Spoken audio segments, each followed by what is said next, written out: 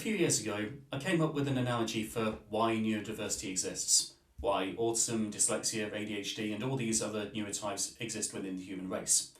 I call it the desert island analogy, and honestly I find it works with pretty much any audience to talk to, whether it's school children or their teachers, or corporate audiences, or even general members of the public. One of my kind of catchphrases as a speaker is human progress relies on diversity of thought. And it's a fact that our species relies on, and it's all too easily forgotten when we're too busy pathologising difference, or treating autistic people like they're inferior, and when autistic people are busy obediently believing that we're inferior. The story I tell most often happened when I was at a Rubik's Cube competition, and I was approached by a parent who had brought her autistic 7-year-old son along. She already knew who I was, and I always wear my Autistic Not Weird shirt at competitions, as a way of telling nervous newcomers, yes, autistic people are welcome here. And she invited her son to speak to me about how brilliant it is to be autistic. The boy's response was, "Autism's not a good thing, it just means you think differently to everyone."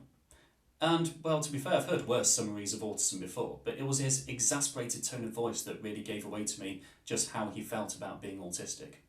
And I think most people would have expected me to answer with, "No, autism's a good thing, I know better than you, and your feelings are wrong." But no, that's not the way I do things. If someone tells me they're feeling negative about being autistic, the very first thing I do is listen. After that, once it was my turn to talk, I asked him a question which he clearly did not see coming.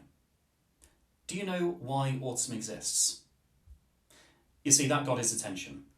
He then listened as I told him the desert island analogy, which had come up with specifically for moments like that, and frankly I should have made a video about it a long time before now. So, here we go. Imagine you have 10 people on a desert island. There's a storm rolling in, and they have 1 hour to build themselves a shelter before they all get soaked. And all 10 of these people have exactly the same brain. You may have 10 pairs of hands, but you've only really got one set of ideas, and you're only looking at the problem in one way, and they'll probably only come up with one solution between them. Now imagine the exact same scenario, except one person's neurotypical, one person's autistic, one person's dyslexic, one has ADHD, and so on and so on. That way, you're looking at the problem from 10 different perspectives. You're likely to have 10 different sets of ideas, so you're probably 10 times more likely to get that shelter built, as long as people have the decency to listen to the people who think differently to them. That is why autism exists. It's why neurodiversity in general exists, because humans do so much better when they can think about problems in lots of different ways.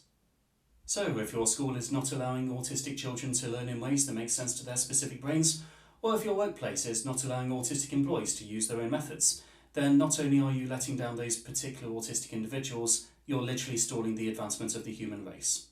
So there. And what was this boy's reaction to this?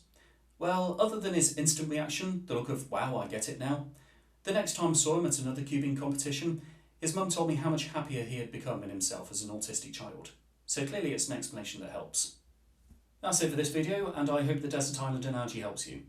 It's important that we see neurodiversity as a feature of humanity rather than a bug, and actually make the effort to listen to the people who think differently, because as humans, we rely on it. See you next time.